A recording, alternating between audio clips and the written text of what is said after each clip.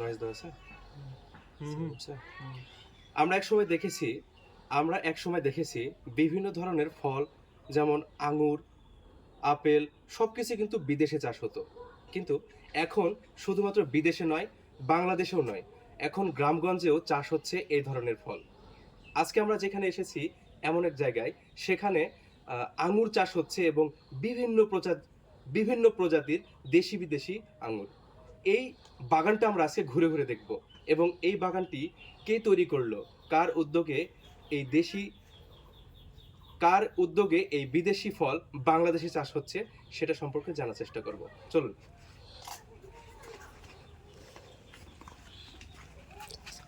ভাইয়া, আপনি ওপারে দাঁড়াবেন, আপনার সাথে হ্যান্ডশেক করে শুরু করব। আমাকে আপনি স্যার তো বলতে পারবেন না এত সুন্দর করে। আসসালামু আলাইকুম। আপনার বাগানটা ঘুরে দেখতে আসলাম। অবশ্যই ওয়েলকাম। অ্যাকচুয়ালি আমার নাম ইমাম হোসেন সাগর। বেসিক্যালি প্রথম থেকে বলুন। হ্যাঁ, আমার নাম ইমাম হোসেন সাগর। একটু সময় দেবেন। এটা ধরবেন। আচ্ছা, আমার নাম ইমাম হোসেন সাগর। আসলে এই যে বিশাল বাগানটা দেখছেন, এটা আসলে আমার আব্বুর উদ্যোগে আসলে করা। হ্যাঁ, আমি বড় ছেলে হিসেবে সার্বিক সহযোগিতা যেগুলো লাগে এগুলো আমি করেছি। এই বাগানটা আসলে 2 বিঘা জমির উপরে। এখানে বিদেশি জাতের আঙ্গুর আমরা চাষ করছি।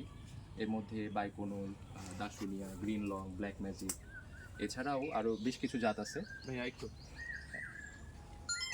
জাতের আঙ্গুর আমরা চাষ করছি। এর মধ্যে একটা রাশিয়ান ভ্যারাইটি, সেটা হচ্ছে বাইকোনোর অ্যাকোলো।